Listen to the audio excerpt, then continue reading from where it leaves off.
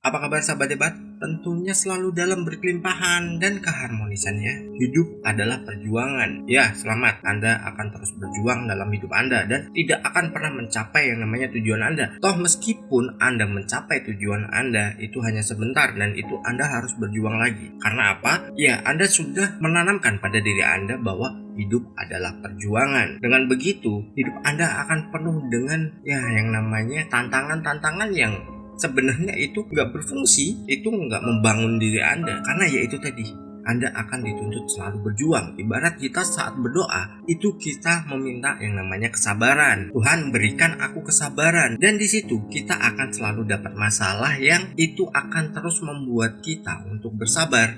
Nah, kita harus memperbaiki pola kita bagaimana bahwa hidup itu bukan perjuangan, bahwa hidup itu adalah sebuah kesenangan. Hidup itu sesuatu yang indah. Dalam video ini, mari kita diskusikan bareng ya. Kalau memang apa yang saya sampaikan ini nggak cocok dengan teman-teman, silahkan koreksi, tulis di kolom komentar. Dan kalau ini bermanfaat, ya silahkan. Teman-teman mau share, silahkan. Teman-teman mau ulangi untuk nonton, untuk mempelajarinya, silahkan juga. Hak teman-teman untuk menilai bagaimana video ini. Tapi video ini saya lakukan bukan atas dasar hanya membuat konten, tapi video ini saya buat berdasarkan apa yang sudah menjadi pengalaman hidup saya, bahwa hidup itu perjuangan, itu omong kosong. Kita akan menderita terus, malah kita akan berjuang.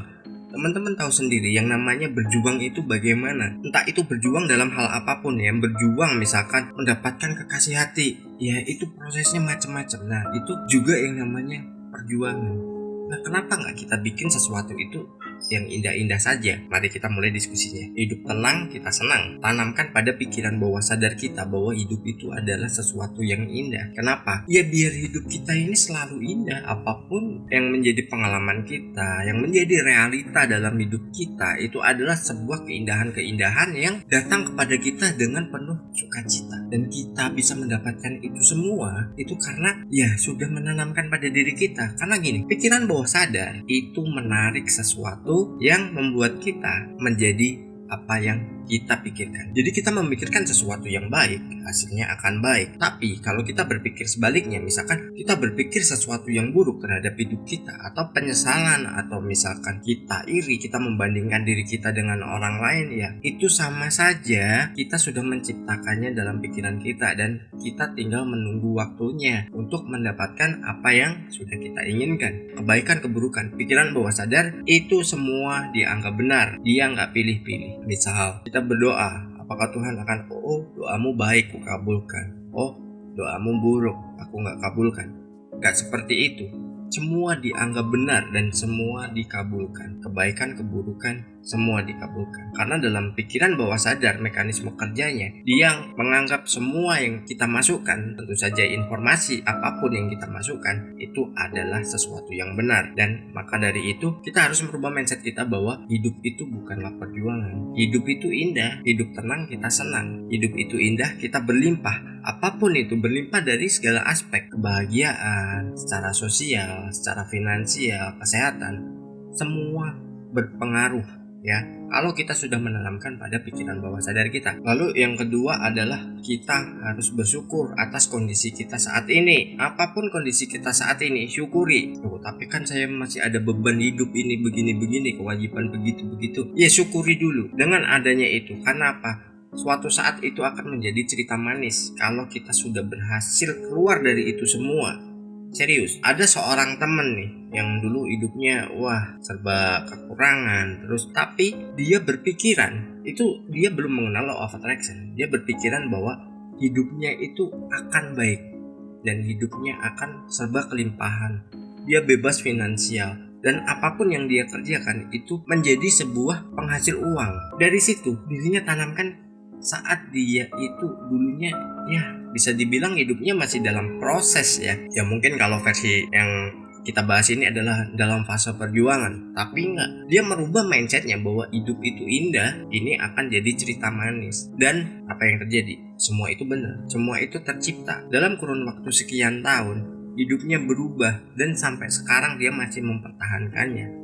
Ingat gak? Meminta, meyakini, menerima, dan satu yang tambahkan adalah merawatnya. Bagaimana kita merawat itu semua? Itu harus kita lakukan juga. Kita sudah merubah mindset kita bahwa hidup itu menyenangkan, hidup itu indah, bukan hidup itu perjuangan. Kalau perjuangan seumur hidup bakal berjuang terus, nggak sampai-sampai. Ibarat naik ke puncak gunung, kita naik sepeda kayu, capek juga, gempor juga kakinya kan. Nah, seperti itu contohnya. Jadi kita harus merubah mindset kita bahwa hidup itu adalah sesuatu yang indah, hidup itu membahagiakan, dan hidup itu membawa kita pada kemudahan-kemudahan yang kita inginkan. Sesuatu yang positif saja, yang negatifnya tinggalkan. Lalu kita juga tidak boleh membandingkan diri kita dengan orang lain. Ya, karena apa? Bukan kapasitas kita juga, atau fase kita belum sampai di situ. Mungkin kita membandingkan hidup kita dengan artis, atau kita membandingkan hidup kita dengan orang-orang yang memang sudah dia mapan secara finansial, secara kehidupannya.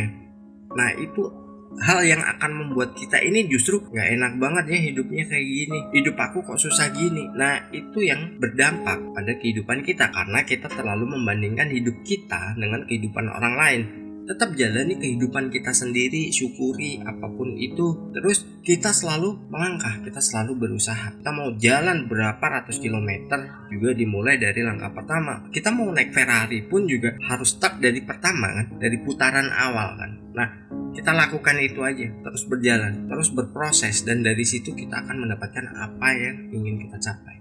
Dan itu waktunya adalah relatif. Tiap orang beda-beda atas waktu yang ingin dicapainya, yang bisa mewujudkannya. Mungkin ada yang pengen mencapai sesuatu dalam waktu 1 tahun, tapi realitanya kadang berkata lain, bisa lebih cepat, bisa lebih lambat. Nah, dan itu harus dilakukan secara periodik, dan kita harus evaluasi dulu kesalahan kita di mana, kekurangan kita di mana. Itu yang akan merubah segala sesuatu yang ingin kita gapai. Dan bahwa hidup itu adalah perjuangan, itu adalah sesuatu yang omong kosong. Kita harus membuat diri kita ini sesuatu yang berlebih. Kita harus membuat diri kita ini sesuatu yang mudah mendapatkan apa yang kita inginkan. Lalu yang terakhir adalah belajar dari setiap kejadian. Nah, tadi udah saya singgung, kita harus melakukan evaluasi, atau kita belajar dari masa lampau. Bagaimana dulu hidup kita dan sekarang hidup kita, itu kita harus evaluasi. Apakah ada perubahan atau semakin menurun, atau masih di situ-situ aja? Itu harus kita evaluasi, dan kita harus mencari jalan keluarnya. Teman-teman bisa belajar di video ini. Bahkan mungkin ada pertanyaan, teman-teman silahkan tulis di kolom komentar, saya pasti jawab. Bahkan saya akan buatkan videonya untuk bagaimana solusi yang harus dijalankan teman-teman. Karena apa? Saya orang yang gak pelit ilmu, dan saya selalu ingin berbagi kepada teman-teman, merubah mindset teman-teman, merubah aspek kehidupan. Itu adalah sesuatu yang mulia. Jadi kita evaluasi dulu, kehidupanku dulu bagaimana, terus sekarang bagaimana, evaluasi. Kita persiapkan untuk kedepannya bagaimana. Saat kita udah mendapatkan apa yang kita inginkan, misalkan udah tercapai nih goal kita tingkatkan lagi goal-goal berikutnya ya, tahapan-tahapan berikutnya. Kita udah punya dasar nih dari awal, kita udah punya sesuatu yang udah matang dulu ya, tinggal nanti kembangkan lagi untuk mencapai tingkatan di atasnya. Oke, sukses.